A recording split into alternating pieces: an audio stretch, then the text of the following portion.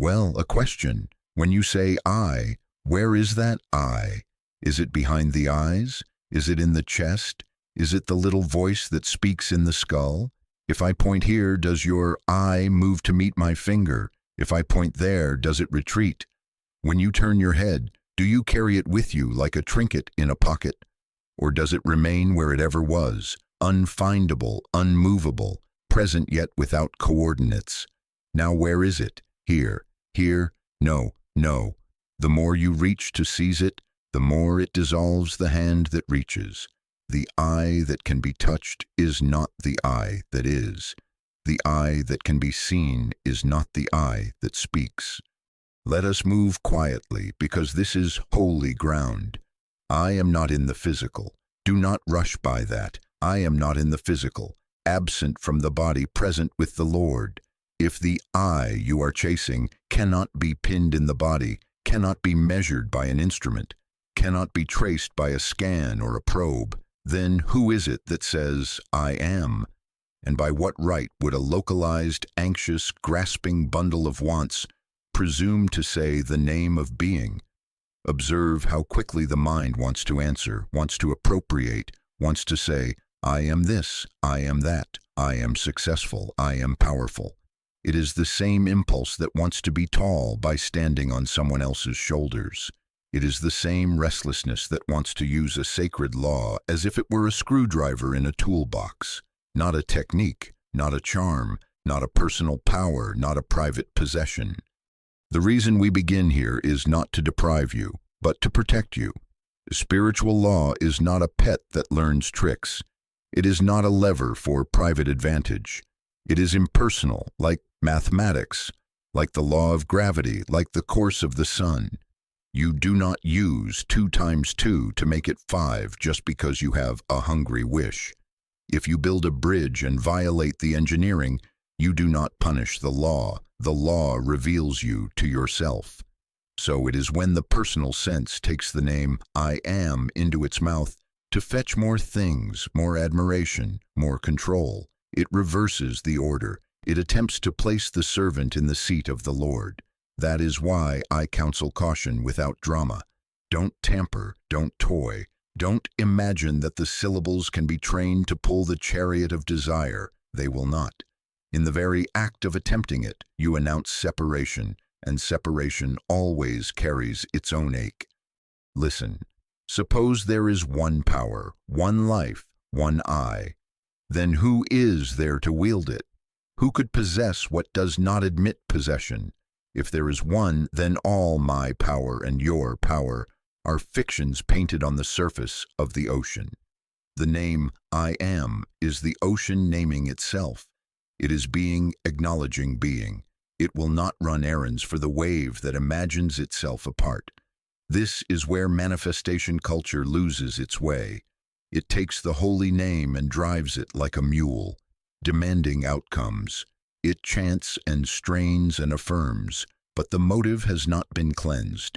The heart is still a shopkeeper at the counter, bargaining, measuring, coveting. No, not 1 inch of that belongs to God. Not 1 inch of that belongs to truth. That is why the result is strain, and after strain, recoil, and then confusion about why the good word did not deliver the good life. Before you can speak I am safely, you must discover that the I you think you are is not the speaker. Let this dawn without argument. The personal I, accumulated memories, fears, plans, cannot pronounce the name of God as if signing a check. It cannot add divinity to itself like a medal on a lapel. I am announces what eternally is. It does not decorate a persona, it dissolves it. The interval between the desire to use it and the humility to hear it is the narrow place through which we must pass. In that passage, the props fall away. The wish to be affirmed falls away. The theater of self-importance closes for the season. And what remains? A presence simple and unembellished that does not occur in time, is not improved by applause, and has nothing to get because it is all that is. If you ask where to begin, begin by refusing to make a god of your wants. Thou shalt have no other gods but one, not power, not position, not even spiritual performance. The temptation is to smuggle old motives into new words. Watch for it. When I am is followed by an inventory of acquisitions, you have proof that a mask is speaking. When it is followed by quiet, you are closer. When it is followed by love, closer still. And when it is followed by nothing at all, by a hush in which being announces itself without your prompting, then you will know that the tiny operator has left the room and the actor has taken the stage. God is the actor. I am merely the instrument. Let this be protective counsel, not rebuke. I am not here to make you afraid of a name. I am here to make you reverent before reality. The law is safe as the sea is safe, when you do not imagine yourself greater than the tide. The name is safe when you are not trying to spend it. The way is safe when you are not in a hurry. You and I stand at the threshold. All that is required in this moment is a pause. No proclamations, no mental juggling, no verbal fireworks. Only the willingness to let the personal sense stand aside so that the I that is can reveal itself as itself. If you must have a word now, let it be this: Thy grace is my sufficiency in all things. Not my grasp, not my plan, not my declarations, thy grace. Let that sentence bathe the mind of wanting. Let it loosen the fist. Let it quiet the tongue that would pronounce the holy in order to have its way. We will come to method. We will speak of law. But first, reverence. First, the honest confession that the I have cherished cannot carry the name that belongs only to God. When that confession is welcome, the fear of losing vanishes because there is no little one left to lose. And in that vanishing, the first true hearing of I am begins, not as something said, but as something that is. Let us look more closely at this matter of I. If you were to call in the finest surgeon, the most skillful anatomist, and offer a reward to find your me inside your body, what would they bring you? Organs, tissues, nerves, patterns of firing, fluids. Yes, but no me. No surgeon has ever yet found any me inside of a body. Probe the head and you will find brain. Probe the chest and you will find heart and lungs. Probe the abdomen and you will find the marvelous machinery of digestion. But when you ask, now where is the one who knows all this? There is a silence. The scalpel is eloquent in its field, but it cannot dissect the knower. So I say again, do not rush. I am not in the physical, absent from the body, present with the Lord. Your body reports. It reports pressure, temperature, weight, taste, pulse. The body appears, performs, and obeys the materials and laws by which it was formed. If you throw it into cold water, it shivers. If you climb a hill, it breathes faster. If you place a sweet upon the tongue, it says sweet. But has the tongue ever said I? Has the lung ever introduced itself as me? No. The senses broadcast their little bulletins into a vastness, and in that vastness the knowing of them occurs. That knowing is not in a gland. That knowing is not in a joint. That knowing is not in the skull. The skull is a bone, the brain a finer arrangement of substance. Marvelous, yes, but still substance. When the brain lights up like a city in the night, who sees the lights? When the nerves hum, who hears the hum? The hum is not the hearer, and the light is not the seer. You cannot leave the body because you were never in it. You can step from a room into a garden. That is movement in space. You can close your eyes to the room and dream of a far city. That is movement in imagination. But where is the I that is moving? If you travel from continent to continent and announce, I have gone so far, has the I that knows gone an inch? When you sleep and the body lies quiet, where did the I go that now wakes and says, I slept? The fact that you can witness body, world, thought, sleep, and waking proves that the witness is not contained in any of them. Absent from the body, present with the Lord is not a pious slogan, It is a statement of fact about identity. Why is this necessary? Because the entire temptation to use God for personal ends begins with a mistaken address. If you set your mail to me, a person in a body, then every prayer you post will try to improve that address. Make it safer, richer, taller, longer lived, more admired. The body becomes headquarters and God becomes delivery service. You take the holy name and make it a key to a storeroom for the persona. And then you wonder why strain follows, why there is bitterness in the taste of success, why the law seems harsh and uncooperative. It is not harsh, it is impersonal, as 2 times 2 is 4 regardless of who takes the pencil, so 1 is 1 regardless of who mouths the name. There can be no selfish purpose in a cosmic law.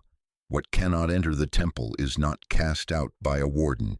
It is refused by the nature of the sanctuary itself. Consider the simple difference. Body function versus being. When I say, the hand writes, it is correct as a sentence, but false as a meaning. The hand is moved. The arm is moved. The entire body is the glove, and the moving is the life that is not contained in the glove.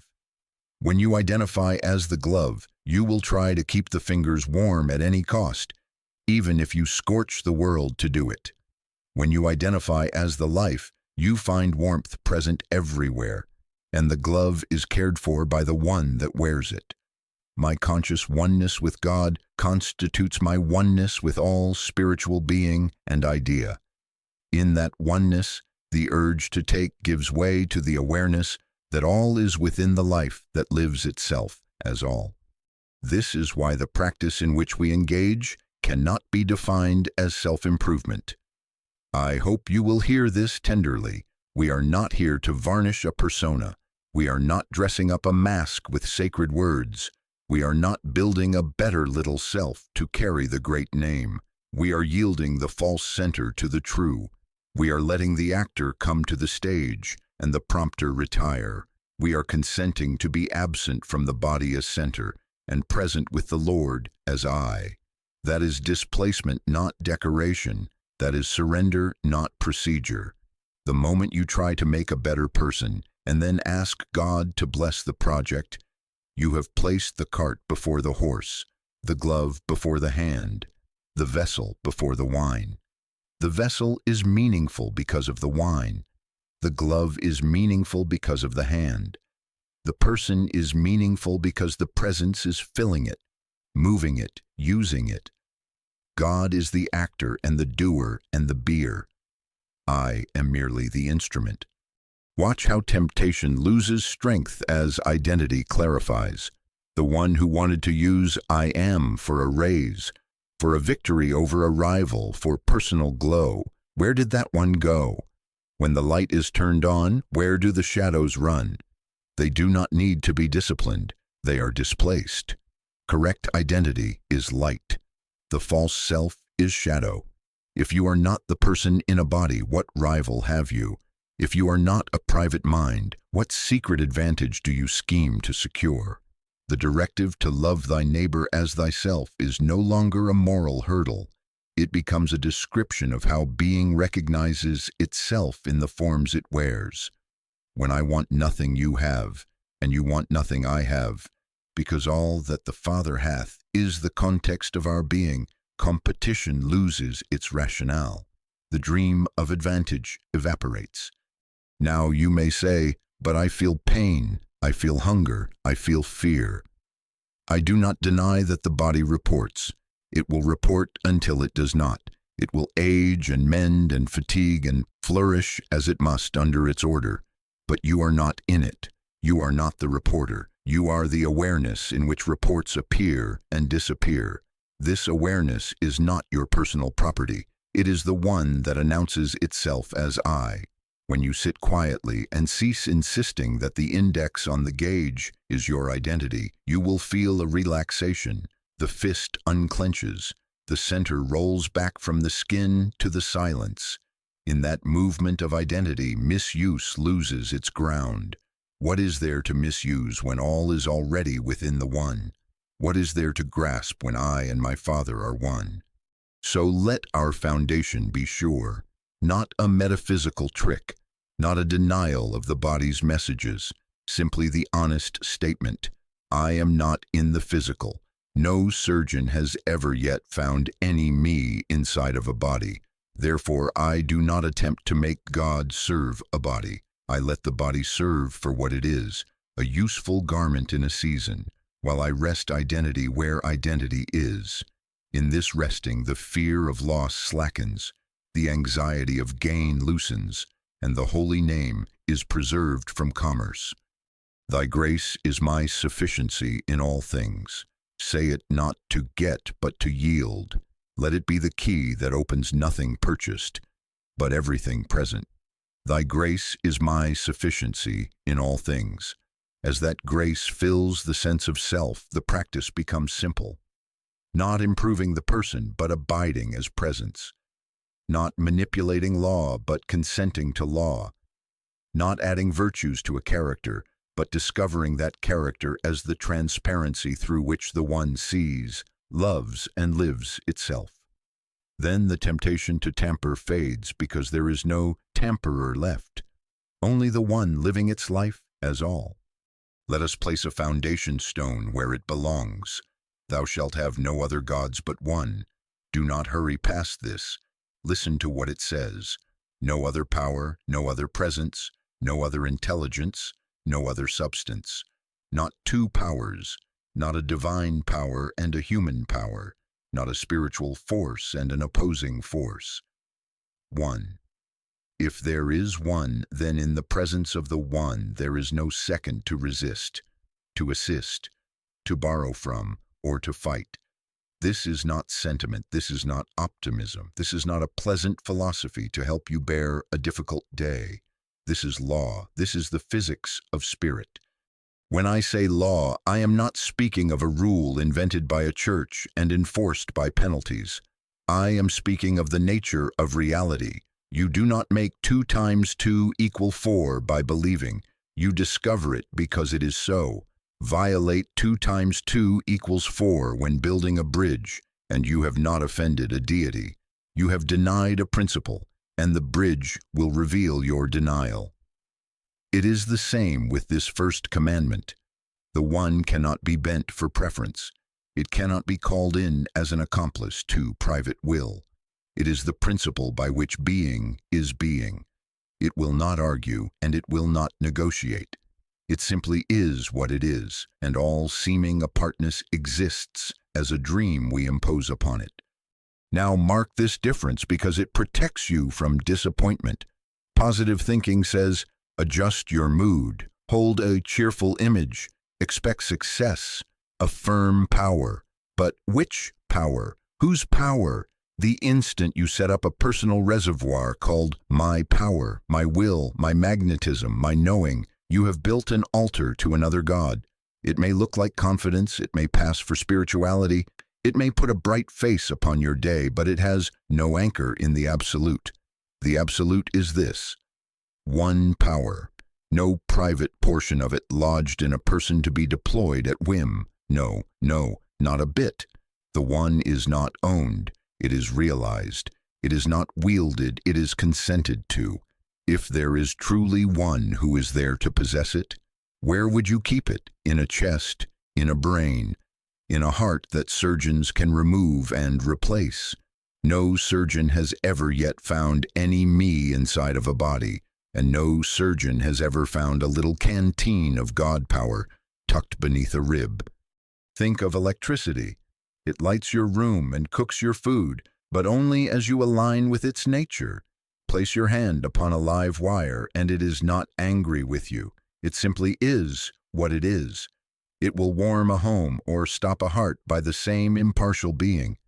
Fire will harden clay into brick or consume a forest. Gravity will hold your foot to the road or carry you downward if you step from a roof. None of these is for you or against you. Each is itself. So it is with the one power. To imagine that we can bend it for advantage is to live in unreality, and unreality collapses of its own weight. Do not say the law punished me. Say instead, I met the nature of a principle by violating it, and I received its inevitable report.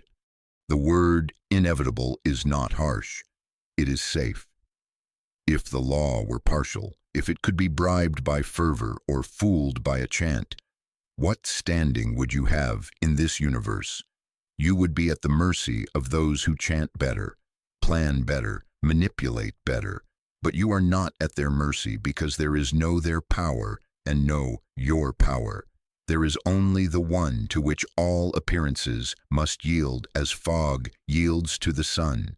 My conscious oneness with God constitutes my oneness with all spiritual being and idea, not because I have captured a force in my pocket, but because the one that is being knows itself as being, and in that knowing there is no separation left to defend or to exploit. You will notice then why any attempt to harness spiritual principle for personal gain has a sting in its tail. I hope you will never try to do it. Do not project your thought at a person to make them love you or agree with you or give you what you want. Do not sit with the holy name and try to pull money or victory or applause. Why? Because the law is a double-edged sword. When you take an impersonal principle and aim it through a personal motive, the very impersonality of it turns you back upon yourself. The edge you hold outward is held inward at the same time, not as revenge, not as a cosmic policeman, but because what you pose as cause in consciousness will find its own likeness as effect. No one can pour poison into the well and then complain that the water has a strange taste. The well has not punished the hand. It has reported the content. The protection, then, is simple and profound. Do not try to possess God. Do not attempt to operate the one. God is the actor and the doer and the beer. I am merely the instrument. The instrument has no music of its own. It has tenor, timbre, contour, yes, but the song is the life that plays it. When I forget this and imagine that my affirmation, my technique, my intense desire will steer the infinite, I have, in that moment, set up a second God, the God of me. And there is the error. There is the strain. There is the point where the bright face of positive thinking gives way to fatigue, and fatigue gives way to cynicism, because the little God cannot uphold the weight it has claimed. How do we live this as law and not sentiment? Begin with candor. In any circumstance that seems to present a power over you, disease, debt, criticism, threat, do not rush to deny the appearance with noise. Be still. Ask, is there, in truth, another power here, or am I looking at a mask before the one? If one, then I can afford to wait for alignment rather than manufacture outcomes. If one, I can release the personal compulsion to win, to be seen, to secure. If one, then the only safe and effective posture is receptivity. Thy grace is my sufficiency in all things, not as a charm, not as a bargain, as recognition. The sufficiency of all that is present as I, and the picture called trouble cannot claim a second authority. Do not misunderstand. This does not make you passive. It renders you accurate. You still build the bridge, but you build by the mathematics that cannot be bent. You still walk through the needed tasks of the day, but you do so as one who does not fear or flatter a second power. You answer letters, you pay bills, you attend to the body as you must, but the center has been returned to where it belongs. Absent from the body, present with the Lord. There is no pushing of prayer like a lever. There is no scolding of the universe. There is quiet, and out of quiet right action comes. It comes because the one acts through the instrument that is not insisting upon itself. If you should hear within you the whisper, use the name and get what you want, remember the bridge and the numbers, remember the wire and the current, there can be no selfish purpose in a cosmic law, none. The moment a selfish purpose attaches itself to the work, You have created a second God and walked out of the sanctuary into the little market of desire. There the bargaining begins. There the strain returns. There the double edge will be felt.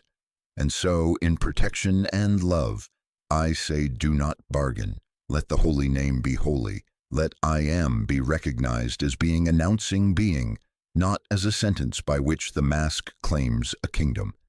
This is the peace that comes with obedience to reality, not obedience to a person, not obedience to a teacher, not obedience to a church, but obedience to the isness that bears all, one power, one presence, one life.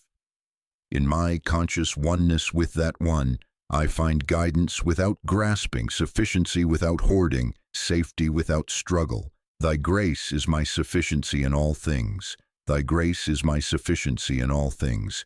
Thy grace, only thy grace. When that refrain is not a scheme but a surrender, the law is no longer something to be operated. It operates as itself, and I am content to be transparent to its flow. Then, and only then, is the first commandment not a rule over me, but the climate in which I live and move and have my being. Now to the question that troubles many. If there is one, if there is no second power, why does an attempt to use truth so often hurt the user?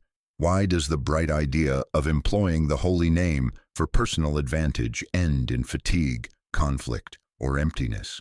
Do not assign this to superstition. Do not imagine a moody deity keeping score. It is law. It is the same impartiality that makes 2 times 2 4, regardless of who holds the pencil. As you sow, so shall you reap. Where do you sow? In consciousness. With what do you sow? With motive and intent. And what do you reap?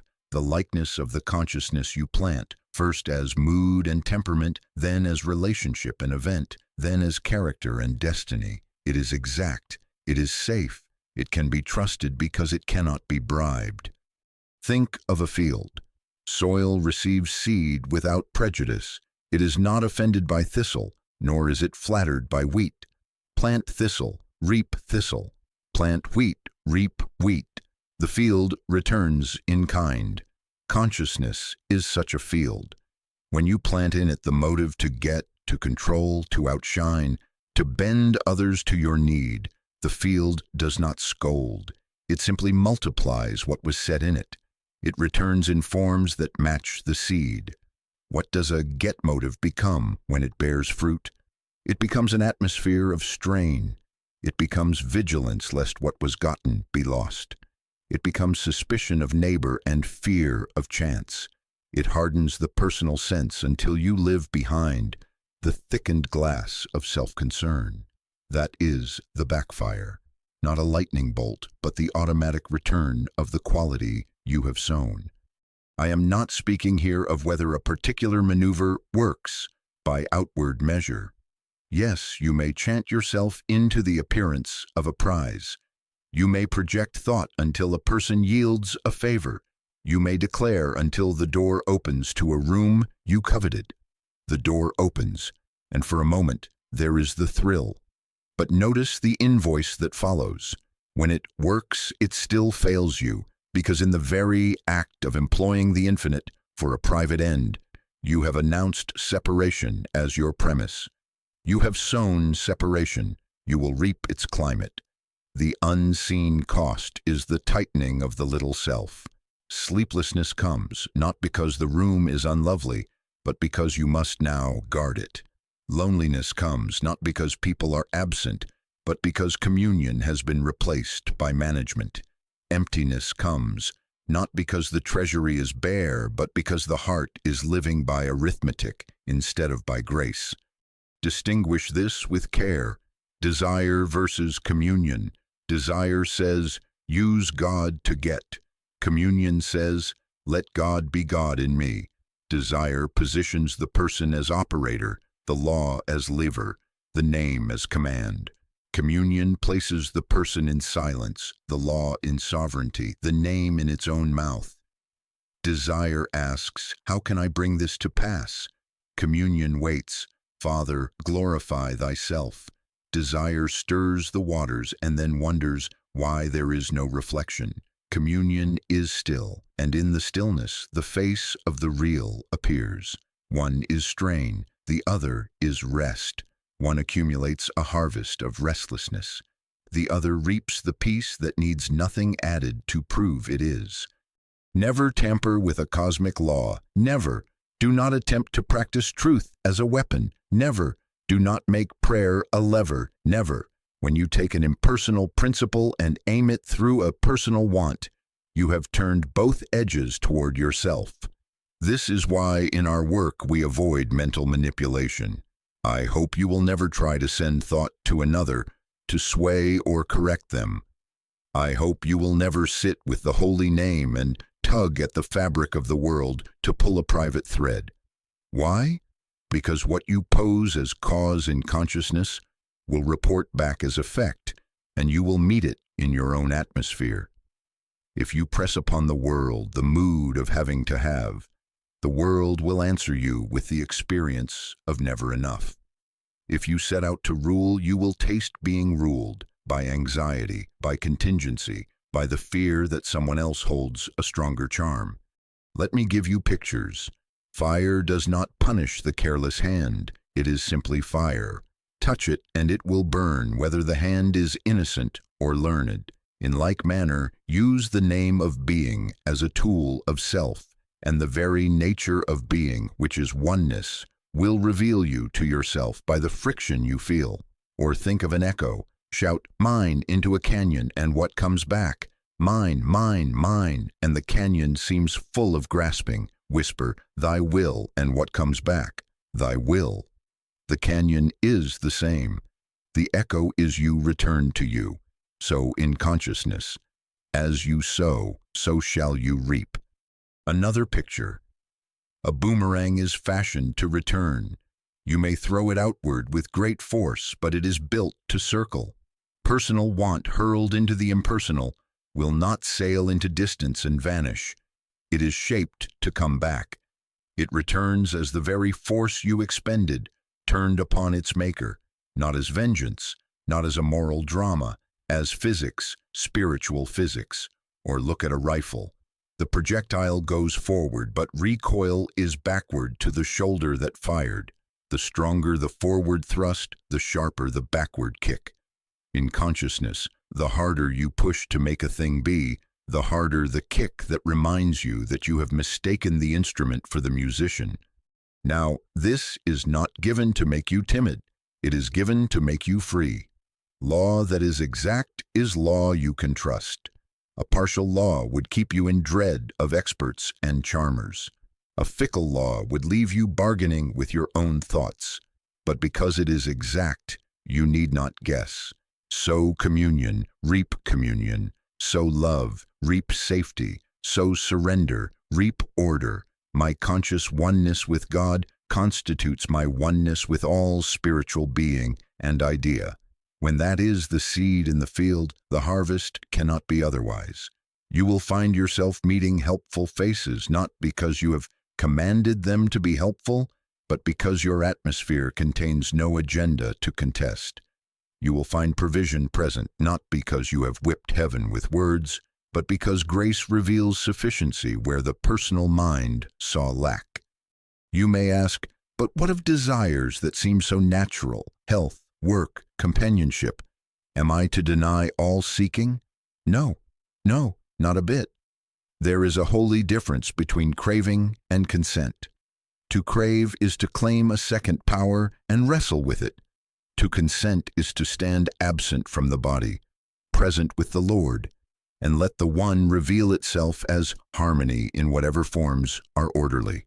You do not push health into being. You rest in being and find that order is the nature of life. You do not extract companionship from the world.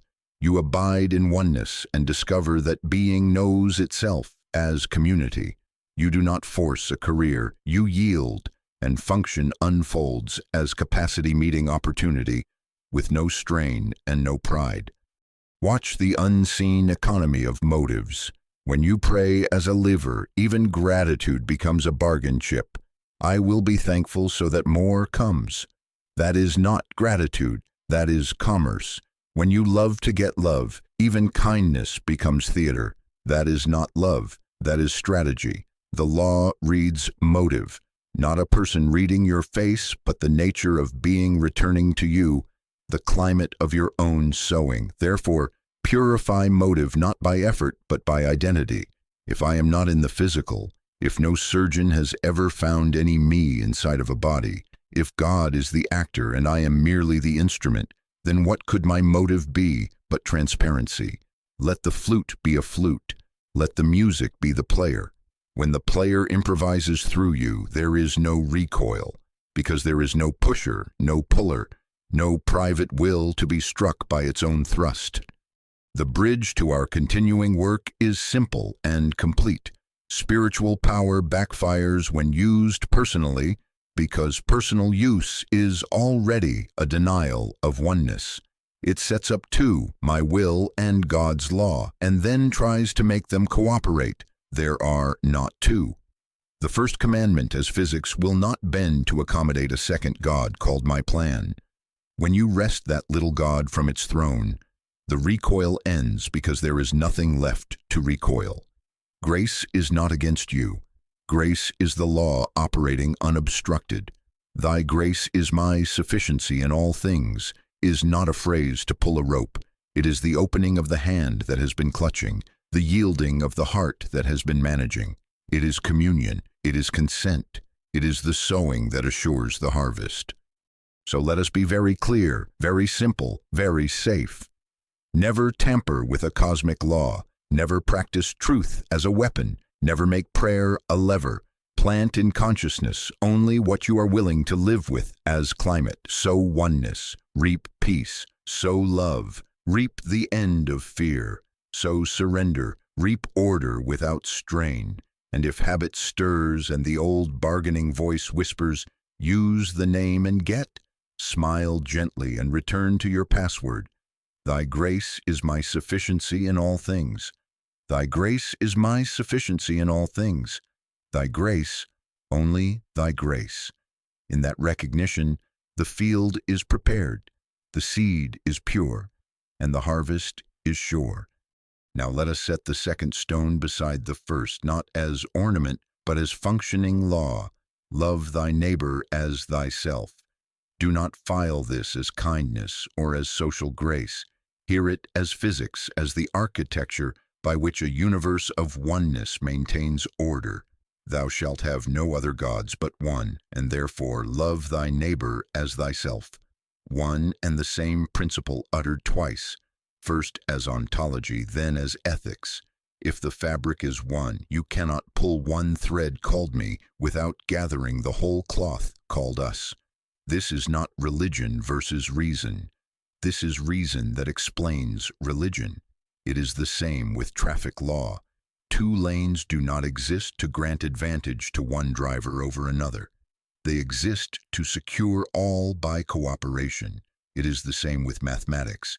The equal sign does not favor a clever pencil. It simply affirms balance. So, with love, not sentiment, cooperation with reality. Love is safety because love wants nothing that can be taken. When I want nothing that is another's, no status borrowed from comparison, no attention siphoned by performance, no outcome wrested from a neighbor's freedom. There is no inner war to project, and nothing for the law to rebound upon.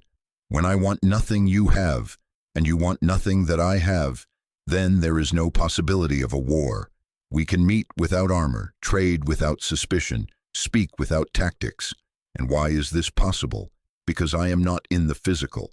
No surgeon has ever yet found any me inside of a body. My conscious oneness with God constitutes my oneness with all spiritual being and idea. If this is so, there is nothing real to take from you, and nothing real you can take from me. Absent from the body, present with the Lord, we meet in the place where ownership dissolves in being, and the dream of advantage loses its theater. Now look at prayer under this law. The personal prayer seeks preference. Bless me, let me win. Let them change for my sake. Let the door open for my plan. That prayer presumes two gods, one to be flattered, one to be favored.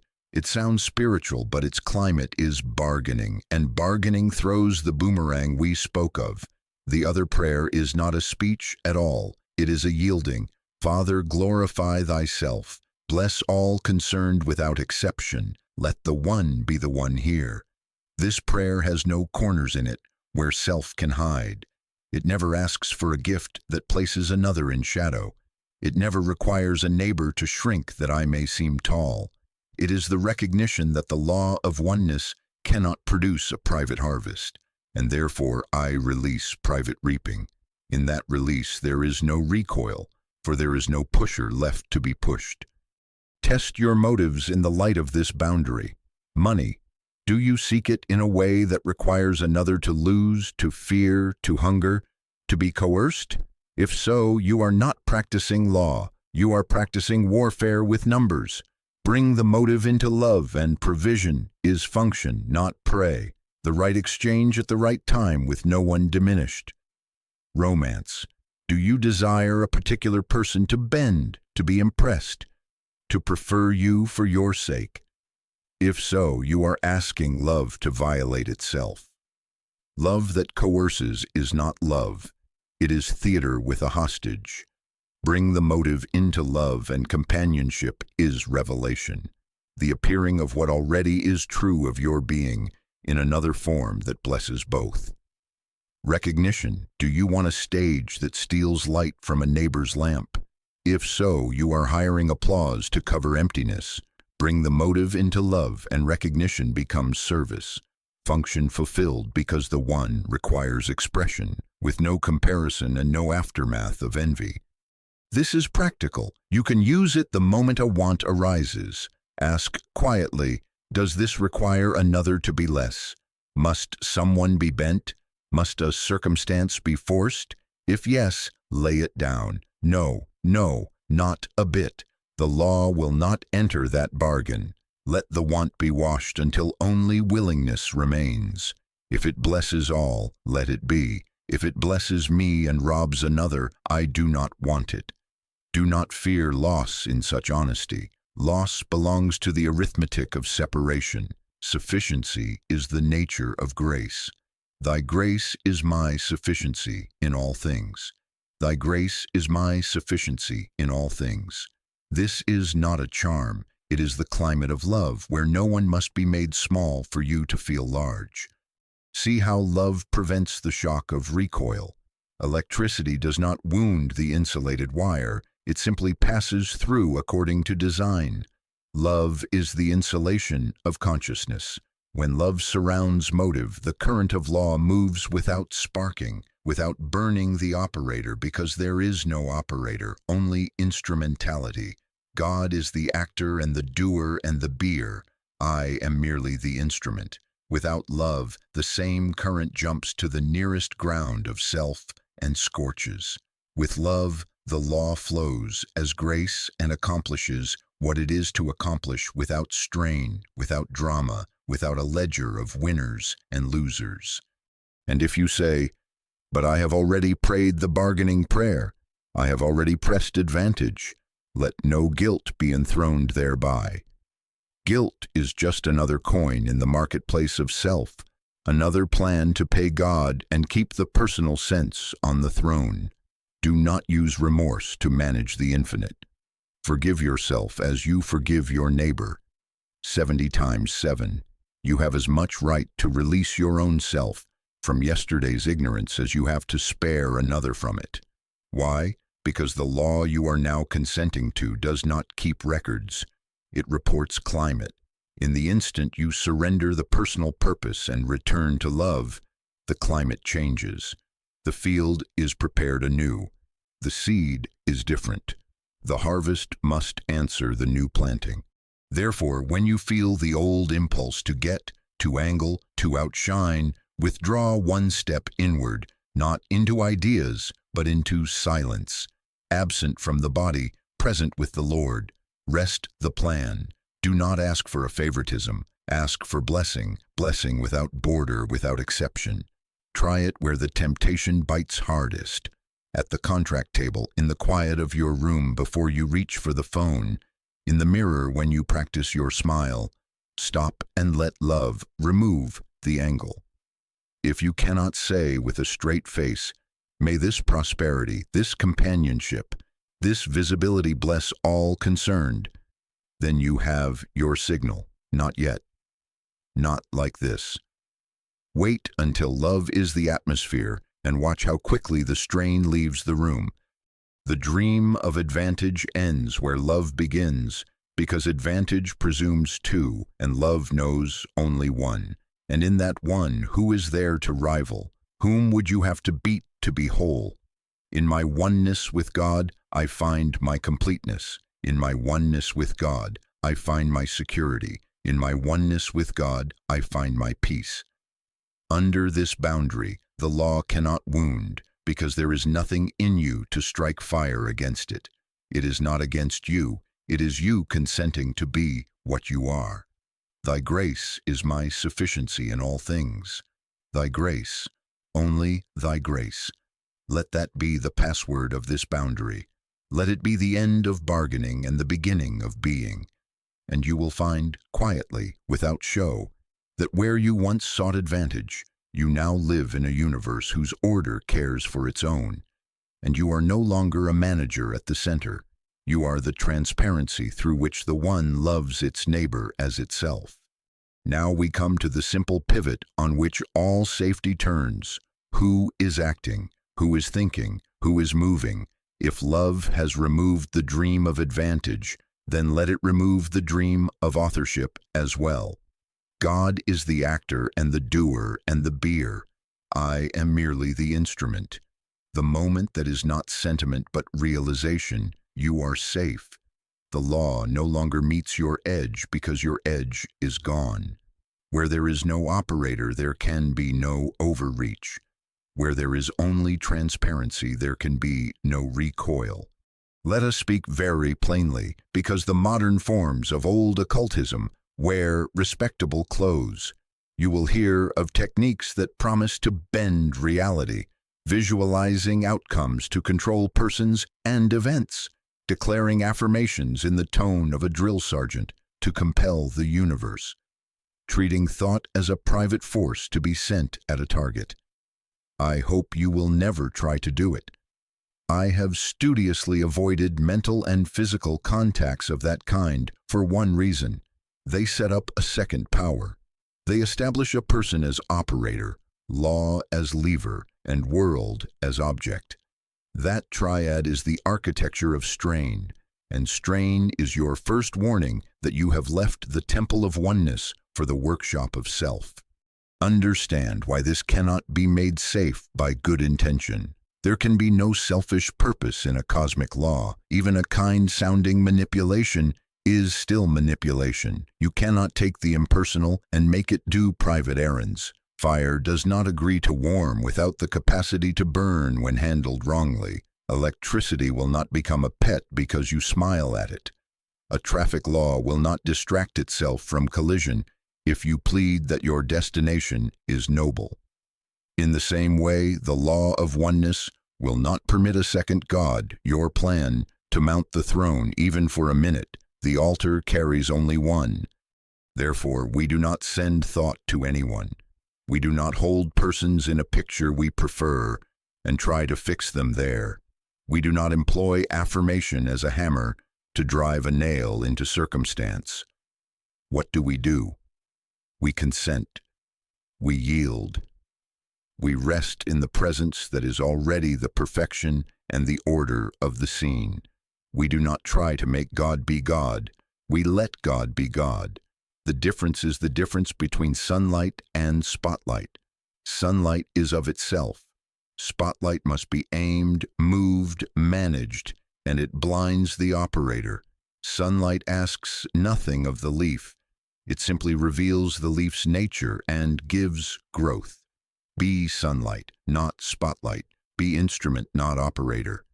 You may say, but I must guide people. I must decide. I must counsel my child, my partner, my client. No, not with human advice as foundation. Guidance is not cleverness, it is revelation. Human advice is a guess held in a firm tone. Revelation is the quiet certainty that rises when the personal mind is still. I never give human advice, not because opinions are lacking, but because opinions localize wisdom in a brain and make of me a cause. Absent from the body, present with the Lord, we withdraw the presumption that our private history makes us wise. We wait, yes, we actually wait, until the inner click comes, until consciousness clarifies without pushing. Then, if a word is given, it is given to you and through you at once. It blesses all concerned. It leaves no aftertaste of authority or pride. If no word is given, silence is the most faithful counsel on earth. How do you know when you are interfering? The signs are mercifully obvious the moment you consent to notice them. Strain is the first. Feel the forehead tighten, the breath shorten, the neck draw in. It is the sound of a small engine redlining. Urgency is another. It must be now. It must be exactly thus. Urgency is not order. It is fear masquerading as efficiency. Secrecy appears. You hide your practice because part of you knows it is manipulative and cannot bear the light. Bargaining comes in the form of pious commerce. If this happens, I will do that for you. The infinite does not strike deals, and fixation on results, the constant checking of buds to see if they have opened, the peeking into the oven until the bread falls. This is the signature of an operator at work. These are not sins to be punished. They are alarms to be heeded. When any of these ring, you have touched the law with a personal hand. Step back at once. And how do you step back? Gently, no flagellation, no speeches. Stop the sentence in the middle if you must. Put down the tool, close the eyes. Let the body rest as if you could not find it. I am not in the physical. No surgeon has ever yet found any me inside of a body. Feel what those sentences loosen. Withdraw to the quiet center that is not your head, not your chest, but your being. Say nothing for a moment. Then, without hurry, let these words form, not as order, but as surrender. Thy grace is my sufficiency in all things. Thy grace, only thy grace. Repeat them not to make anything happen, but to let all managing cease. Wait. I wait in a state of receptivity, and if the mind brings the picture back to be solved, lay it down again. Not my picture, not my operation. Father, glorify thyself. In this posture, guidance ceases to be private and becomes universal. You find that the right action announces itself without fanfare. A phone call rises with no strain and blesses both ends of the line. A delay appears and proves to be protection. A meeting dissolves without loss. A word of truth comes that does not argue, does not defend, does not sell. It simply is. Notice the atmosphere. There is no urgency, no bargaining, no secrecy, because there is no operator, only instrument. The very cells of the body respond to this climate. They are not being commanded to heal. They are being left alone to be what life already is in them. Order shows forth because order was the fact before interference. Some will ask, but is it not my responsibility to make good happen? If I do not hold the image, if I do not push the prayer, will life not default to chaos? Hear the fear in that. That is the personal sense imagining itself the axis of the universe. It is as if a flute worried that unless it planned the symphony, there would be no music. The music precedes the flute. The light precedes the lens. The law precedes the traffic officer, who merely raises a hand to reveal what is already true. Movement in order. When you stop operating the law and let God act, you step out of danger and into order, because you are no longer in the way of the very harmony you seek. The burden lifts, not because you have mastered a technique, but because you have resigned a post you never held. This non-interference extends to how we regard one another. Do not try to fix your neighbor with thought. Do not visualize them corrected, improved, or brought to heel. That too is a lash, even if braided with silken strands. If you would be of service, behold the Christ of them, meaning acknowledge their true identity as one with God, and then be silent. Let the recognition be your atmosphere, not your argument. Many times you will find that where you would have spoken, an opening appears of itself. Where you would have insisted, an old pattern falls away without your finger upon it. And if nothing seems to alter, your peace has not been spent in a fight. It has been invested in fidelity, and fidelity is never wasted. Let me set a simple practice before you. Each time you catch the operator at the controls, smile. Not sarcasm, recognition. Then say inwardly, instrument, not operator. Feel how it deflates the inflated chest. Then place the whole matter into the one with these words: live thou thyself as this, fulfill thy will here. Do not peak, do not time it, do not report progress. Move in quiet readiness. If action is required, it will feel like being carried, not like pushing a stalled car. If inaction is required, it will feel like a hand resting from the plow at noon, not like neglect. And all the while, keep the password alive. Thy grace is my sufficiency in all things. This is not a passive life. It is the only active life there is, because it is life acting as itself. It will take you where self could not imagine and keep you from what self would have forced. It will relieve you of the ministry of outcomes and assign you the ministry of transparency. It will cleanse prayer of commerce and turn it into communion. It will take from your vocabulary the clang of command and leave only the quiet of consent. And in that quiet, the law does what law does. It functions, it balances, it reveals. Grace is the law operating unobstructed. When you are the instrument, it plays through you without spark or scorch. So let this be sealed not as a technique, but as identity. I am not the operator of truth. I am the transparency of truth. I do not send power, I consent to presence. I do not push outcomes, I yield to right action. And therefore I am safe. Therefore I am at rest. Therefore order appears without my managing. Thy grace is my sufficiency in all things. Thy grace, only thy grace. Absent from the body, present with the Lord, I stand aside that the one may be the one. And in that standing aside I discover it always was. Now let us make this very plain and very simple.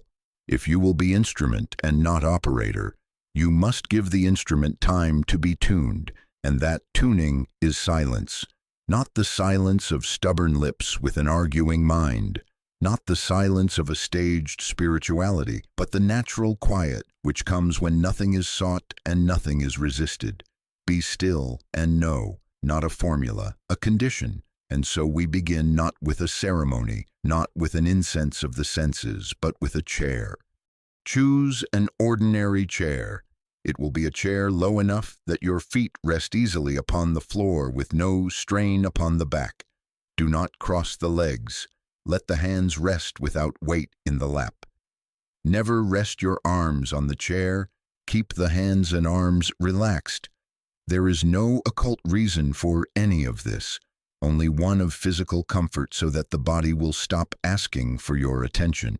Close the eyes, not for mystery, but for economy. In this position, with the eyes closed, become virtually unaware of having a body. I am not in the physical. No surgeon has ever yet found any me inside of a body. Let those words loosen the imagined boundaries. Absent from the body, present with the Lord. Now, we are going to release. We are not going to pray for anything in particular. We are not going to outline an outcome or design a miracle. We are not going to line up people like chessmen and move them with thought. We are not going to bargain. We are going to let the slate be wiped clear of desire, plan, argument, and hurry. If a thought arises, I need this. Let this happen. Make them change. Smile at it as you would at a child who has wandered onto a stage, and gently turn it back. Not now? Not here? In this interval nothing is required of me but stillness. Thy grace is my sufficiency in all things. Do not try to still the mind by main force. That is just another project of the operator. Rather become uninterested in the parade. Let thoughts wander across the horizon without an invitation to come in and sit down. If you must have a sentence to settle with, let it be only a surrender. No command, no push. Father, glorify thyself. Or simply thy grace, only thy grace. These are not charms to make something happen. They are permissions for everything unnecessary to cease. Wait. That is the practice. A waiting in a state of receptivity. I wait and I do not time it. I wait without a picture. I wait without a plan. I wait until the inner atmosphere clears as a sky after storm, and I recognize, not hear with the ear, not see with the eye, but recognize that I am not holding God. God is holding me. Sometimes it is a few breaths. Sometimes it takes the better part of 10 minutes. Sometimes there is only the quiet willingness and no more. All of it is good because all of it removes me from the business of operating and places me in the posture of transparency. You will ask, how shall I know when I am there? I do not know of a word better than the little one we use, the click. Do not imagine that as an explosion or a trumpet. It is a pivot, almost nothing to the senses and everything to awareness. You find that the strain has gone out of the forehead. You find that urgency has laid itself down.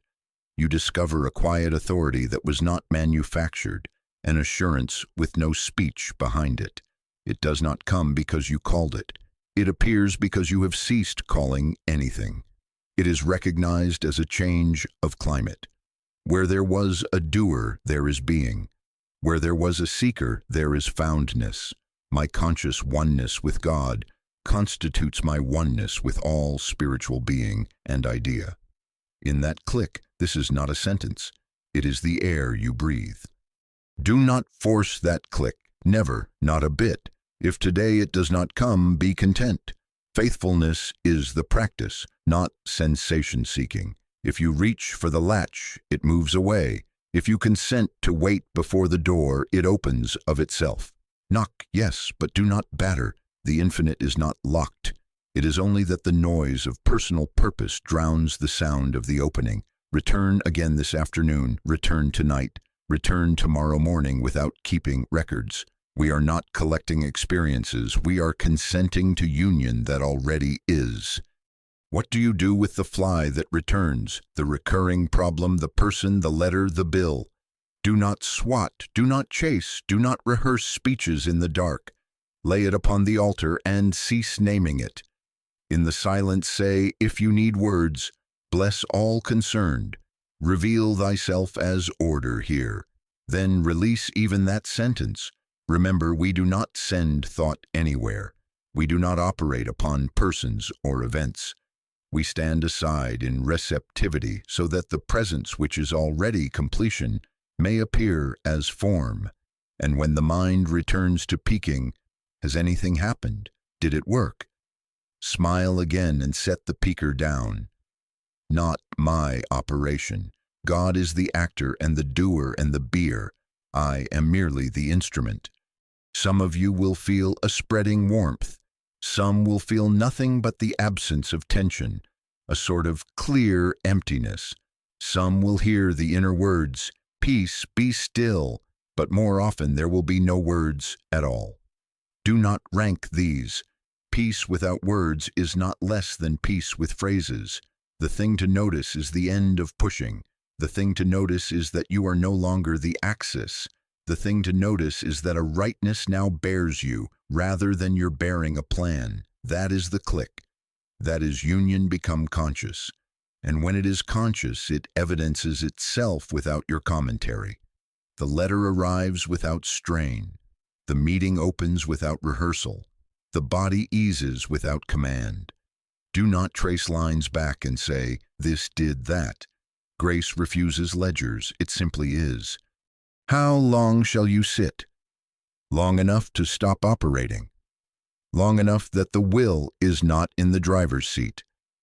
In the beginning, you may find 3 to 5 minutes 3 times a day to be a divine rescue from the mill of the mind.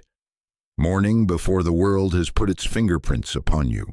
Noon to clear the day's small tangles that want to become knots. Evening to return the whole show to its rightful owner. With familiarity, you will slip into the silence as quickly as one steps from a loud street into the hush of a chapel. Because the chapel is your own being, present always whether the door is noticed or not. And what of safety? This is the safeguard that no other possesses. The silence dissolves the personal sense that would misuse the name. Outside the silence, I am becomes a lever in the hand of a self that wants.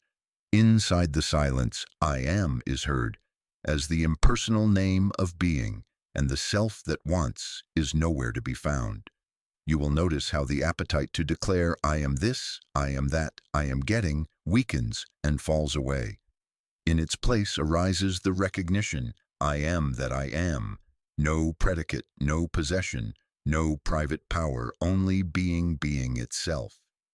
Under that recognition there is no one left to harm and no way to be harmed, because the one is the one and you have stopped trying to be a second. When you rise from the chair, do not rush to act as if the moment were a pump to draw a bucketful of result. Rise as you would from a sickbed healed, quietly, with gratitude, with no advertisement. If a word is given, it will speak itself through you without pressure and will bless all concerned. If no word is given, keep the silence inside the noise. Walk softly through your errands as if a presence were shouldering the day, and it is. The practice in the chair is not separate from the practice in the street. The same surrender that refused to outline also refuses to meddle, refuses to hurry, refuses to condemn. You carry the climate with you. That is the fruit. If in some stretch of days there seems to be no click, do not interpret absence as rejection. The law is not moody. You may be learning to become uninterested in fireworks. You may be being weaned from the last market in which you would purchase a sign. The farmer does not tug at roots to make the tree grow. He tends the climate. You tend the climate. You keep the appointment.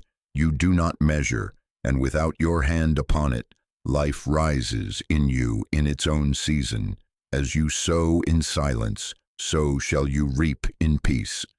Let this practice be sealed in you not as a trick, but as identity. I am not in the physical, absent from the body, present with the Lord. My conscious oneness with God constitutes my oneness with all spiritual being and idea. I do not operate the law, I consent to it. I do not use the name, I rest in it. And so, when the thought comes to grasp, when the mouth wants to push the word I am into service, return to the chair within you, even if you are standing in a line or sitting at a desk, and whisper without sound, Thy grace is my sufficiency in all things. You will feel the edge soften. You will feel the operator step back. Sometimes in that very instant the click will come, not because you chased it, but because you forgot to chase. And in that click, remember, no power has been acquired. Only the personal sense has faded, and the one has been allowed to be the one in you, as you, through you, for all. Now that you have tasted the quiet in which the operator fades, we must look at the word that tempts the operator more than any other, I am. When you hear it, ask at once, who is speaking? Is it the small voice that covets attributes? I am successful, I am desired, I am protected from them. Or is it the silence that has no predicate and needs none? There is a world of difference between the human claim I am and the divine name I am. The one is a hand that grasps, the other is being that is. The one is a sentence reaching for a noun or an adjective to dress itself up. The other is the naked, sufficient presence that said of itself, I am that I am. No more is needed, no more can be added. Let this be very clear. The human I am speaks from a center of separation. It imagines itself to be a private person attempting to secure a private good in an unsafe universe. It must add words because it believes it lacks. I am rich. I am powerful. I am spiritual. It rummages in the closet of language for outfits to be admired by a trembling self. The divine I am is not at the end of a sentence. It is the end of sentences. It is self-existent, universal, impartial. It is not my property, not your property. It is the life that is lifing. It is the light that lights every man that cometh into the world. To attempt to draft that name into service for advantage is like demanding that sunlight choose your leaf and ignore the tree. It cannot. It would cease to be sunlight if it became spotlight. No, no. The name is whole. The name is one. The name carries no edges. Why can the name not be used for selfishness? Because the name is being and being is indivisible. To carve a private corner out of the whole is to deny the very nature of the whole. It is like demanding 2 times 2 be 5 only for you. You may say it, you may print it, you may shout it on the housetop, but the principle of mathematics does not blush and bend.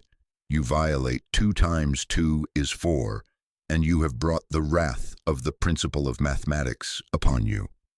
Not anger, inevitability, so it is with the name. There is no private God. There is no personal pipeline. There is only the one, and the moment you try to cut a private channel, you find yourself in the gravel bed, dry and bewildered, because the river will not be partitioned by your shovel. Therefore, the safe way to speak is the simplest way. Say, I am, as acknowledgement, not acquisition. Say it not with a plan in hand, but with empty hands. Say it not to add attributes, but to rest in presence. Say it not as a ladder to climb into power, but as the flooring on which you stand. I am, absent from the body, present with the Lord. I am not in the physical. No surgeon has ever yet found any me inside of a body. I am, and this I that is not the person, not the history, not the hero or the victim. It is the one being itself as this consciousness. Then, if words must come, let them come only as recognition of what being is in its wholeness, not what self wants in its fragment. In this spirit, hear a litany, not to decorate the self, but to dissolve it into sufficiency. In my oneness with God, I find completeness. I am not half a life seeking the other half. I am wholeness revealing itself. In my oneness with God, I find security. Not a fence to defend, not a prize to keep, but the unstealable safety of the one. In my oneness with God, I find peace. Not the hush of exhaustion after a fight, but the quiet that was before any fight began. In my oneness with God, I find supply. Not what is taken from another, not what is measured by pockets or prices, but the flow of life meeting itself as form where needed. In my oneness with God, I find guidance. Not the cleverness of opinion, but the inner rightness that moves as naturally as breath. In my oneness with God, I find companionship. Not possession, not loneliness dressed up in noise, but recognition of the same life shining in every face. In my oneness with God, I find freedom. Not the right to do as I please, but the release from the one who was always displeased.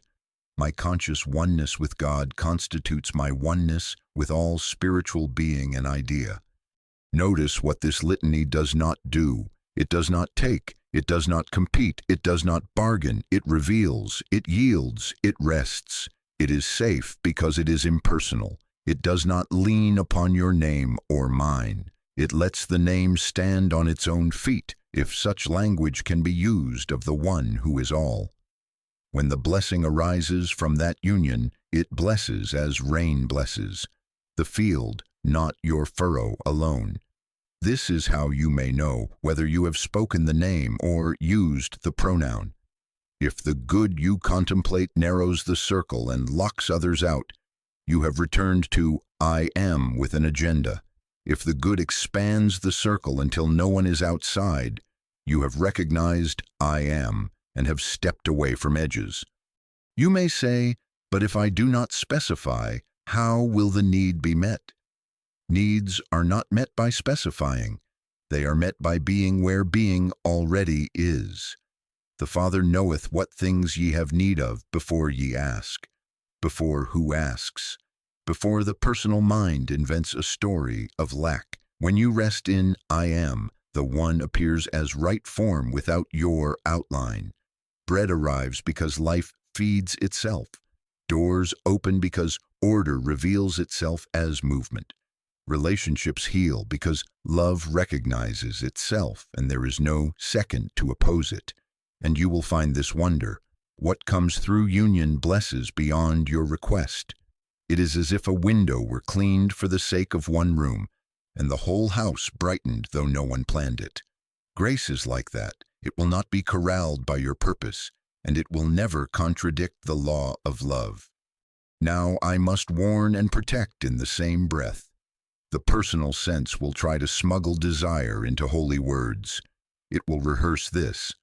I am abundance, meaning I want more than my neighbor. It will say, I am protected, meaning I want another to be kept at bay.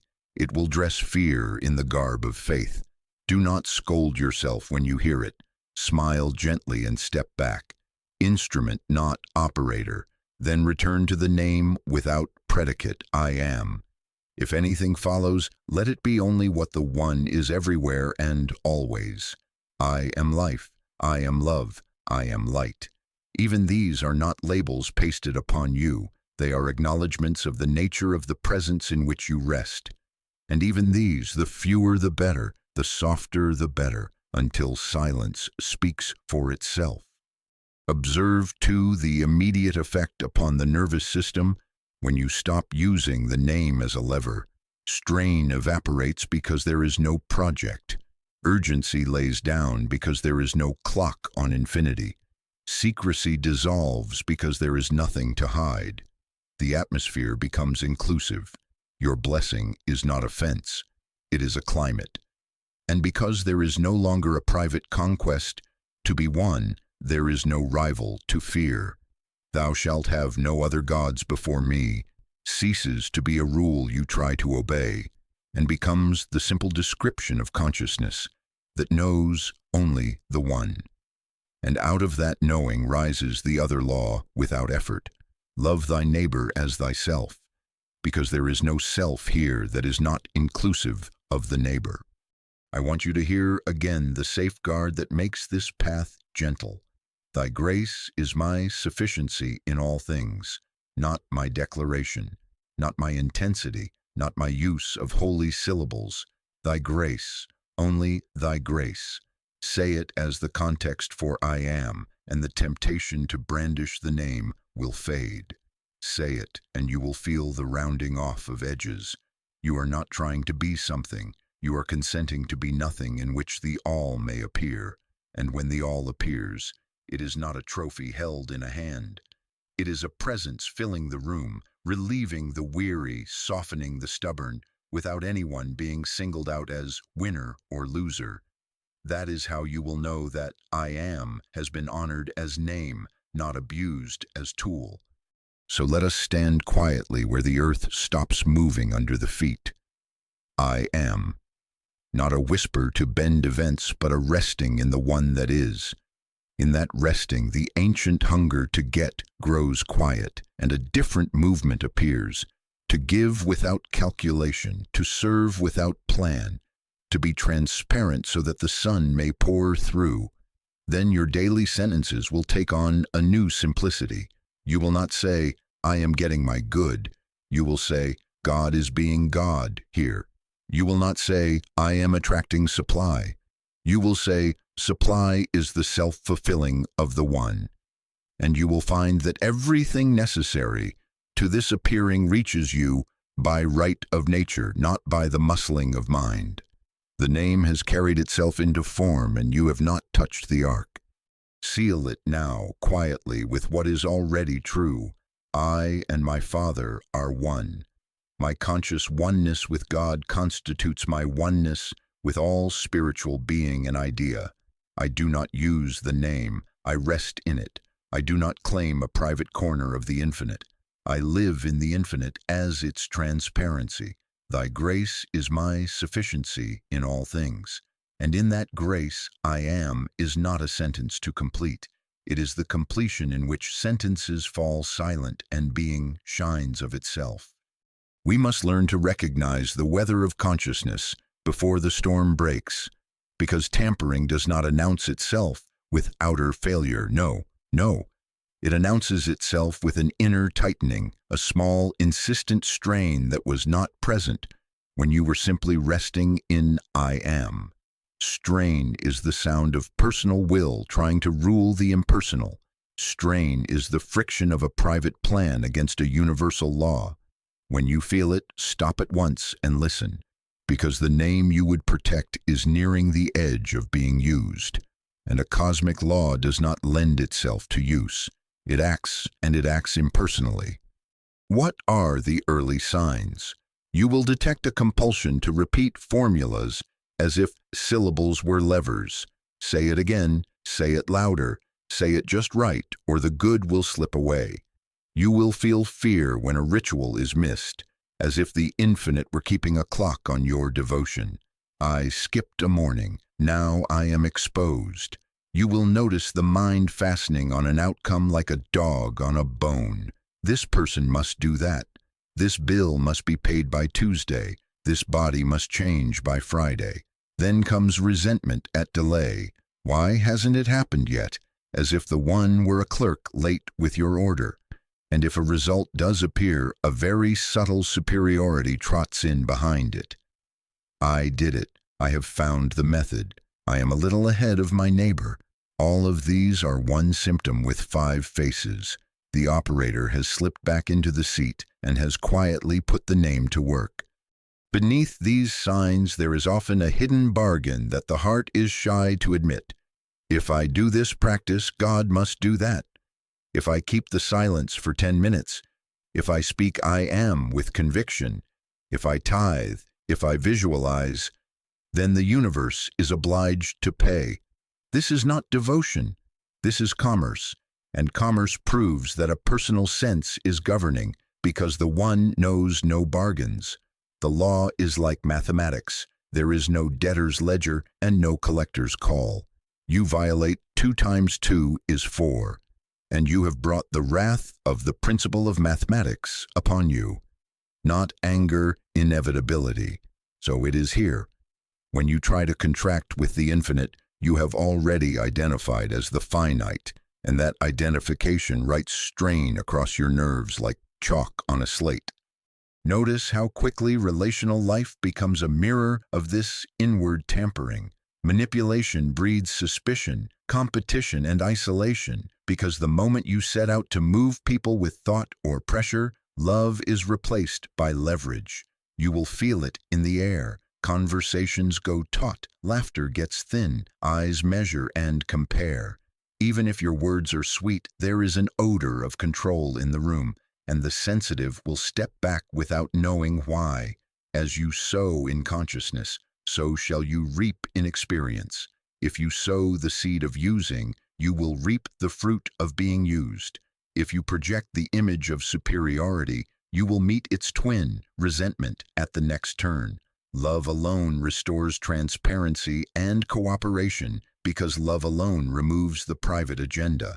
Love seeks not her own, and where there is nothing to get, there is no one to fear. The recoil you dread is never a punishment from a moody deity. It is the automatic return of the quality of consciousness you plant. This, too, is law. Drive your car against the traffic, and the law does not curse you. It simply does not protect you. Work a problem by forcing variables to fit your desire, and the answer will not stand up under the weight of life. Force belongs to the personal sense. Grace belongs to the impersonal law, unobstructed. Strain announces force. Peace announces grace. What then is the immediate remedy when these subtle symptoms appear? First, stop working the problem. Withdraw your hand from the controls. Silence the inner operator who is outlining, comparing, bargaining. Lay the whole matter on the altar of your heart and take 3 unhurried breaths, as if you were laying down a pack you were never meant to carry. Return to silence. Close the eyes for a moment if you can. Become virtually unaware of having a body, absent from the body, present with the Lord. Then affirm, not to make something be, but to recognize what is. There is one power, one presence, one life. There is no other. Refuse the mythology of 2 powers wrestling over an outcome. Bless all parties concerned, by name if it helps, but without preference, and mean it. Bless, bless, bless. Refuse to arrange their blessings to suit your script. Finally, release the timeline. The eternal does not hurry. Thy grace is my sufficiency in all things. Say it softly. Say it until the shoulders surrender an inch. Say it until the breath finds its own pace. Then wait without outline. If the click comes, let it be. If no click comes, let that be too. You have removed the obstruction. The river does not need your finger on the map. Re-anchor now in humility, not as posture but as reality. I am not the healer. I am not the changer. I am not the controller. God is the actor and the doer and the beer. I am merely the instrument. My conscious oneness with God constitutes my oneness with all spiritual being and idea. I am not in the physical. No surgeon has ever yet found any me inside of a body. I and the Father are one, and the Father within doeth the works. In that remembrance, the fever of manipulation breaks. There is no longer a private me to operate a private method upon a public world. There is only the one being the one, and you willing to be transparent. There are other delicate indicators before the crash that the heart learns to recognize. There is a dryness in prayer. The words feel wooden because they are props for a performance. There is an inability to rejoice at another's good, a shadow that flits across the mind when your neighbor is blessed, as if good were a pie that just lost a slice. There is secrecy, the impulse to hide the process, to guard it, to brand it, to make it an edge. There is calculation, speaking to please, serving to be seen, giving to get. There is insomnia lit by a rehearsal of outcomes. There is the need to report results, with your name neatly typed at the bottom. None of these condemn you. They warn you. They say, as a whisper says before a shout, "Step back, beloved, you are nearing the rails." Heed them, and you will not meet the crash on the outside, because you turned in time on the inside. All of this, when seen, returns to the simplest safeguard. Thy grace is my sufficiency in all things, not my zeal, not my correct words, not my schedule kept without a miss. Thy grace. When you rest in that sentence, the tamperer has nothing to grip. The law that seemed a sword stands revealed as a river, and the river bears you without friction. And then you will discover again what we have said from the beginning. Right demonstration is grace operating unobstructed, not force exerted and excused. As the strain dissolves, the atmosphere clears. Suspicion thaws into trust. Competition relaxes into service. Isolation opens into fellowship. You did not do it. The one did what the one always does when the obstacle is removed. It revealed itself. So take this discernment as protection, not as burden. When the inner weather clouds with compulsion, fear, obsession, resentment, or superiority, step out of the operator's chair and let the presence be presence. Bless, release, and wait. The law will keep its own balance, and you, transparent, unarmed, unhurried, will witness what God is doing, not what you have done. In that witnessing, you are safe. In that witnessing, you are whole. In that witnessing, there is no crash, because there has been no tampering, only grace being grace where you are. Right demonstration is not a bending of reality. It is the beholding of reality as it is when the fog of belief lifts. It is not an act performed upon life by a clever mind. It is life revealing its own order the moment we stop laying hands upon it. Right demonstration is grace, and grace is the law operating unobstructed. Force is the personal sense obstructing and then calling the recoil mystery. No mystery. The only mystery is how long we keep our hands on the dials and then wonder why the instrument crackles. You know this already in the small laws that govern your day. The traffic law does not move your car. It removes collisions so that your car may move. You do not possess the law, you consent to it. Obey the sign that says yield, and 100 vehicles flow through a single intersection with no horns, no fists, no wreckage. Disobey, and the principle itself does not get angry. It simply ceases to shelter your movement. It is the same with an engineering law. Build upon a sound foundation, respect load and span, and the bridge stands and carries. Ignore the stress lines, pretend steel yields to your will, and the structure fails under the arithmetic of its own design. The principle never punished you. It held to itself, and you stepped out of alignment. So with spiritual law, thou shalt have no other gods before me, and love thy neighbor as thyself, are not religious decorations. They are the conditions of flow. They are the geometry of spirit. When you stop violating them, life moves of itself without wrecks, without collapse. What then is right demonstration in actual living? It is the quiet event that occurs when you rest from operating the law and let being be being where you are. Guidance does not arrive as a shout. It is a lightness in the next step. It does not come as a torrent of words. It is a sentence that speaks itself and is enough. It is the email that appears after you release the timeline. It is the door that seems to have been there all along, but you notice it only when the inner hurry drains out. Guidance is never coercive. It does not climb on the shoulders of another's will. It moves you to do the kind, simple, right thing you can do now, and then it opens a related way that requires no argument, no pressure, no triumph. It is undramatic and effortless, and for that very reason, it is holy. I have learned to wait for the click. Not a noise, not a vision, simply the felt ease of oneness, the knowing that does not argue. When the click comes, the next act is unmistakable and unforced. A call is made without dread. A letter is written without theater. A meeting is postponed, and the postponement blesses all because it arises within the rhythm of the one. I am not in the physical. I am absent from the body, present with the Lord. My conscious oneness with God constitutes my oneness with all spiritual being and idea. Out of that oneness, instructions are not imported through distance. They are recognized as the activity of the very mind being you. You do not consult a distant deity.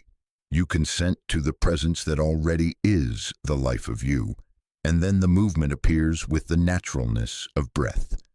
Do not look for fireworks. Look for the disappearance of friction. That is demonstration. For instance, a fear stands like a wall in the chest for weeks. You stop bargaining. You stop rehearsing.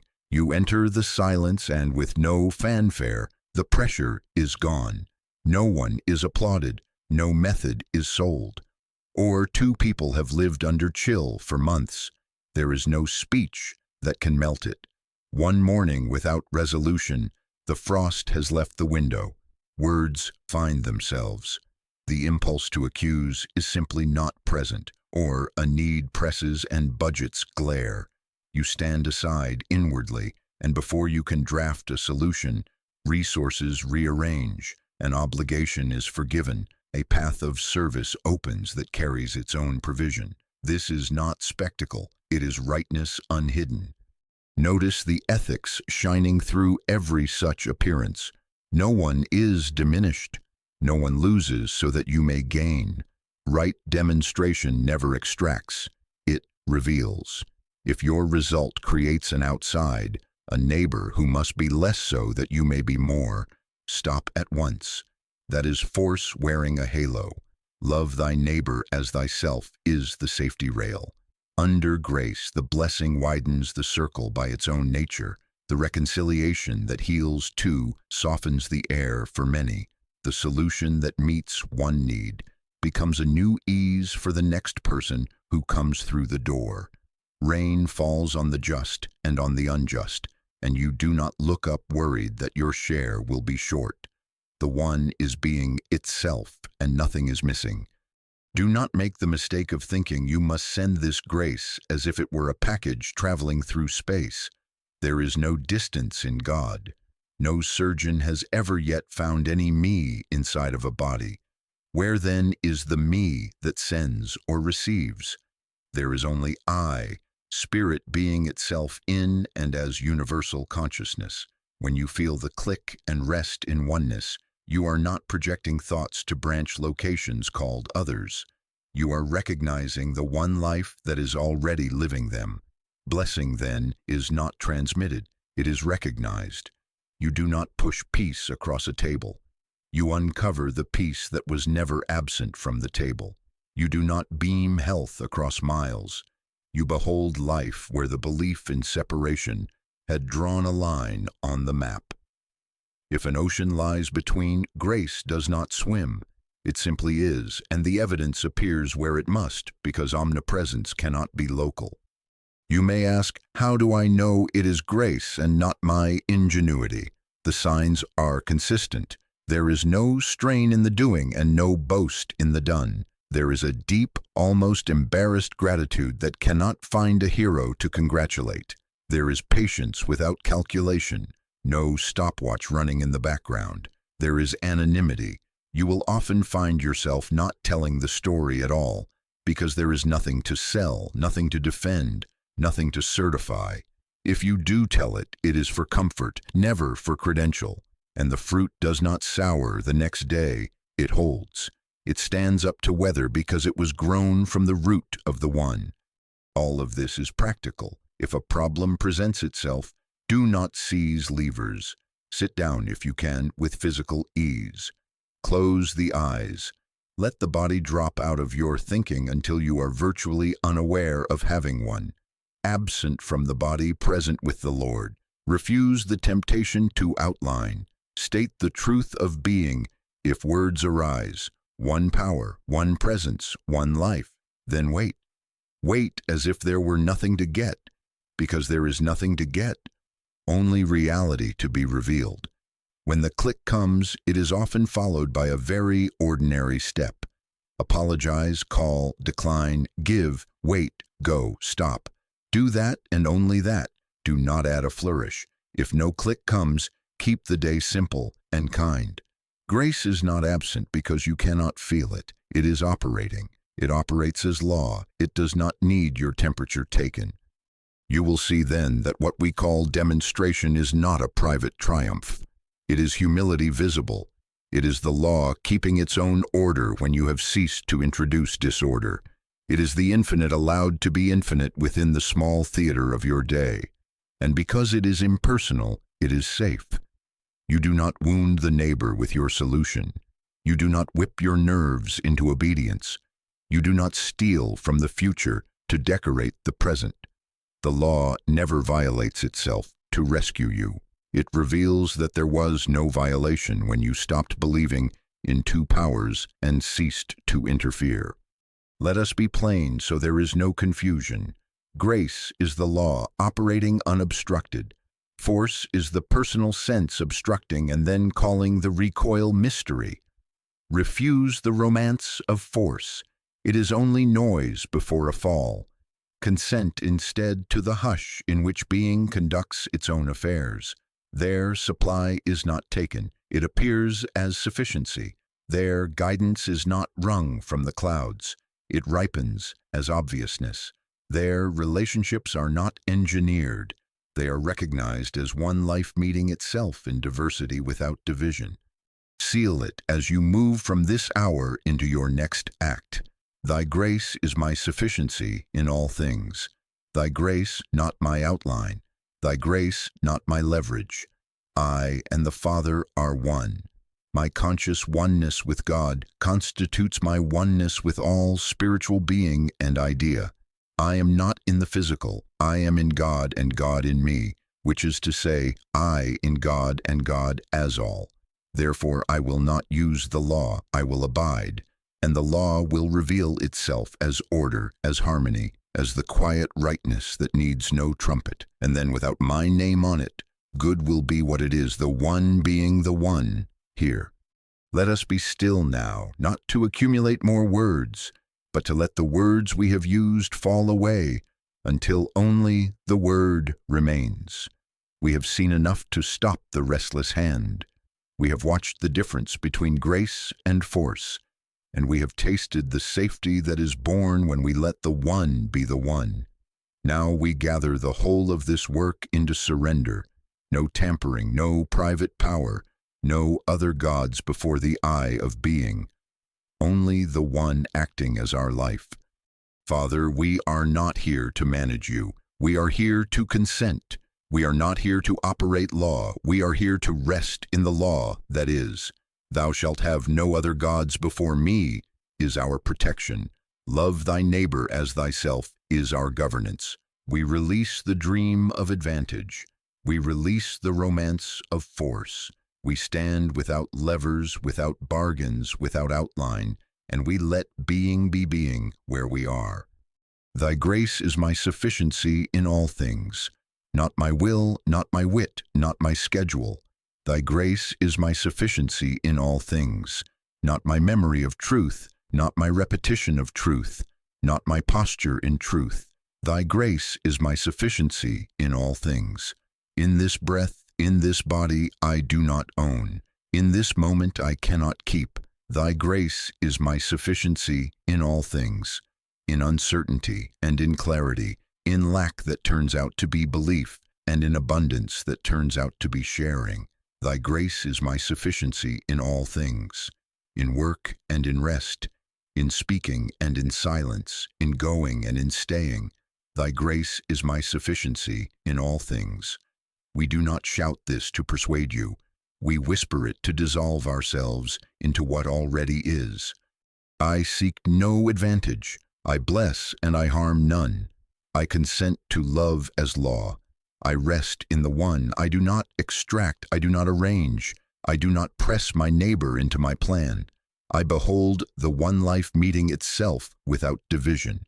I allow each to be as God beholds them, whole, beloved, complete. As I sow this consent in consciousness, so shall I reap its peace in experience. I am not in the physical. No, no, I am not in the physical, absent from the body, present with the Lord. My conscious oneness with God constitutes my oneness with all spiritual being and idea. I and the Father are one. God is the actor and the doer and the beer. I am merely the instrument. I cannot leave a body to find God. I can only cease believing I am in one and find that God is here. No surgeon has ever yet found any me inside of a body. Where then shall I be found? In God, as God consciousness, not as flesh, as I am, not as I have. We return then to the name, not to use it, but to let it use us. I am is not a tool. I am is the announcement of being. When I say I am, let there be no private person behind it. Let it be the impersonal I, the one the I that never competes, never fears, never bargains. Let it be the I that loves without opposite. Let it be the I that does not move toward power, because it is powerless and therefore safe. One power, one presence, one life. There is no private possession within one power. There is only alignment, and alignment is rest. Therefore, we pray not to change life, but to be changed out of the dream of a changer. We pray not to pull strings, but to cut them and discover there were none. We offer no outlines. We bring only willingness. We place on the altar all names and faces that trouble us, and we lay down our scripts with them. Bless, bless, bless, without preference, without direction, without control. Let blessing be recognition, not projection. Let peace be uncovered, not transported. Let health be the showing forth of life that never began and cannot end. Thy grace is my sufficiency in all things, in the fear that visits at night. Thy grace is my sufficiency in all things, in the decision waiting on the desk. Thy grace is my sufficiency in all things, in the friendship that has cooled. Thy grace is my sufficiency in all things, in the bill that arrives before the check. Thy grace is my sufficiency in all things, in headlines that shout and in silences that ache. Thy grace is my sufficiency in all things, nothing added, nothing held back. Thy grace. We affirm the moral boundary that keeps us safe. Love seeks not her own. I take nothing from another. I withhold nothing that love would give. I refuse superiority and resentment alike. They are twins born of separation. I refuse secrecy, calculation, and pressure. They are the handprints of an operator who has no more business here. I choose harmlessness, which is not weakness but the strength of non-resistance to God. I choose transparency, which is not exposure but the invisibility of a self that has relinquished claim. I choose service, which is not labor but being expressing itself as kindness in time. Now we turn within as to a quiet room, and we close the door the world has no key for. In this room we neither plead nor perform. We wait without outline. We wait until the breath slows of itself. If the click of union comes, we bow. If no click comes, we bow. Absent from the body, present with the Lord. Here we remember the safety we sought in stronger words is not in syllables but in surrender. Safety is in letting the one be the one, in removing our interference and watching grace keep its own order. Father, we thank Thee for law that never turns into caprice, for love that is not a mood, for presence that does not come and go. We thank Thee for neighbors who are ourself in other forms, for work that is worship when it is simple and kind, for rest that is trust made visible. We thank Thee for corrections that arrive without shame, for protections that appear without noise, for sufficiency that bears no one's name and yet feeds all. We choose to continue not in fever but in faithfulness. Each day we will sit in silence long enough to forget a body and remember the Lord. We will enter receptivity free of bargains. We will walk in harmlessness, content with the small right act that is ours to do. We will refuse romance with force. We will prefer the hush in which being conducts its own affairs. We will live so that no one must lose for us to be found. Thy grace is my sufficiency in all things. Say it softly. Say it when the house is still. Say it when the street is loud. Say it until the shoulders loosen, until the heart unclenches, until the mind stops recruiting you into old wars. Thy grace is my sufficiency in all things. It is the password only because it dismisses the guard at the door you built yourself. And now let us be quiet together for a moment. No reaching, no taking, no telling. Let the river be the river. Let the law be the law. Let the one be the one. I am that I am. I and the Father are one. My conscious oneness with God constitutes my oneness with all spiritual being and idea.